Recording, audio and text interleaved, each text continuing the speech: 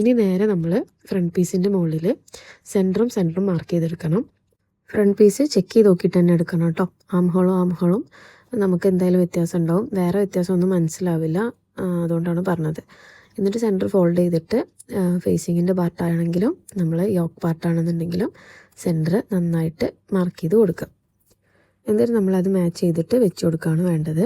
നിങ്ങൾക്ക് ബോർഡറിനനുസരിച്ച് വെച്ച് കൊടുക്കാം, അല്ലാന്നുണ്ടെങ്കിൽ ഇതുപോലെ വേസ്റ്റ് മെറ്റീരിയൽ കുറച്ചുകൂടി പുറത്ത് വരുന്ന രീതിയിലും വെച്ച് കൊടുക്കാം. എന്നിട്ട് ഇത് സെക്യൂർ ചെയ്യാൻ വേണ്ടിയിട്ട് ഞാൻ 2 മുട്ട് സൂചി എടുത്തിട്ട് നമ്മൾ മോൾ ഭാഗത്തും പിന്നെ ഈ ഒരു ഭാഗത്തും സെൻറ്ററിൽ പിൻ ചെയ്ത് വെച്ചിട്ടുണ്ട്. ഇനിയിപ്പോൾ നമ്മൾ ക്യാൻവാസിൻ്റെ തൊട്ട ബോർഡറിലൂടെ സ്റ്റിച്ച് ചെയ്തെടുക്കുകയാണ് വേണ്ടത്. ക്യാൻവാസിൻ്റെ മുകളിലൂടെ സ്റ്റിച്ച് ചെയ്യരുത് കേട്ടോ, അപ്പോൾ നമുക്ക് നന്നായിട്ട് ഫോൾഡ് ചെയ്ത് കിട്ടില്ല.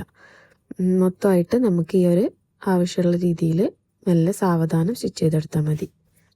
ഇനി നമ്മൾ ഈ ഒരു ഭാഗം എക്സ്ട്രാ വന്നത് കട്ട് ചെയ്ത് കൊടുക്കുകയാണ് ചെയ്യുന്നത് കേട്ടോ.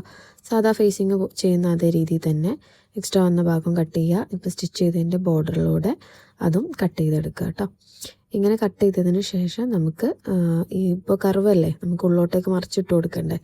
അപ്പോൾ മറിച്ചിട്ട് കൊടുക്കുന്നതിന് മുന്നേ ഇങ്ങനെയുള്ള ഭാഗമൊക്കെ ക്രോസ് പൈസും കാര്യങ്ങളൊക്കെ കട്ട് ചെയ്തെടുക്കുക. കർവുള്ള ഭാഗത്തൊക്കെ ചെറിയ കട്ടും ഇട്ട് കൊടുക്കുക. എന്നിട്ട് നമ്മളിത് മറിച്ചിട്ടിട്ട് നന്നായിട്ടൊന്ന് അയൺ ചെയ്യുന്നതാണ് നല്ലത് കേട്ടോ. ഇതുപോലെ ഉണ്ടാവും കാണാൻ വേണ്ടിയിട്ട്.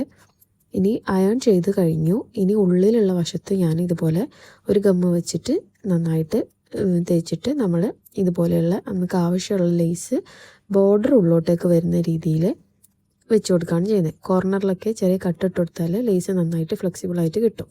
ഇപ്പോൾ ഇങ്ങനെ അയൺ ചെയ്ത് വെച്ചപ്പോൾ തന്നെ നല്ല ഫിനിഷിങ്ങിൽ കിട്ടിയിട്ടുണ്ട്. ഇനി ഇത് നന്നായിട്ട് സെക്യൂർ ചെയ്യണം കേട്ടോ. നമുക്ക് അതിന് മുന്നേ ഉള്ളിൽ നമുക്ക് അത്യാവശ്യം നല്ല ലോങ്ങിലല്ലേ ഇപ്പോൾ ഓപ്പണായി കിടക്കുന്നത്.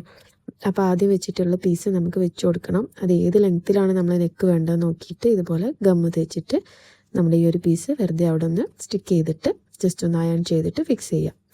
ഇനി നമ്മൾ നേരെ ഡയറക്റ്റായിട്ട് മെഷീനിൽ വെച്ചിട്ട് ഇപ്പം വെച്ചിട്ടുള്ള ഇത് ഇളകി പോവും കുറച്ച് കഴിഞ്ഞാൽ. അപ്പോൾ അതിന് മുന്നേ തന്നെ ആയിട്ട് നമ്മൾ ബോർഡറിലൂടെ സ്റ്റിച്ച് ചെയ്തെടുക്കുകയാണ് വേണ്ടത്.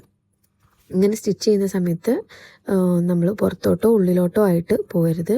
ലേസ് വെച്ചിട്ടുള്ള ആ ബോർഡറിൽ സ്റ്റിച്ച് വരുന്നുണ്ടെന്ന് കൺഫേം ചെയ്യുക. ഇപ്പോൾ ഉള്ളിൽ വെച്ചിട്ടുള്ള ഈ കട്ട് പീസ് എക്സ്ട്രാ വന്നിട്ടുണ്ട്. അപ്പോൾ അത് കട്ട് ചെയ്ത് ഒഴിവാക്കിയിട്ട് നമ്മൾ ആദ്യത്തെ ക്യാൻവാസിൻ്റെ ഭാഗത്തിനോട് കൂടി ചേർത്ത് വെച്ച് സ്റ്റിച്ച് ചെയ്തെടുക്കുകയാണ് ചെയ്യുന്നത്. അപ്പോൾ ഉൾവശവും നമുക്ക് നല്ല ഫിനിഷിങ്ങിൽ കിട്ടും, പുറം വശവും നല്ല ഫിനിഷിങ്ങിൽ കിട്ടും. അപ്പം ഇതാണ് നമ്മളെ ഫൈനൽ ലുക്ക്.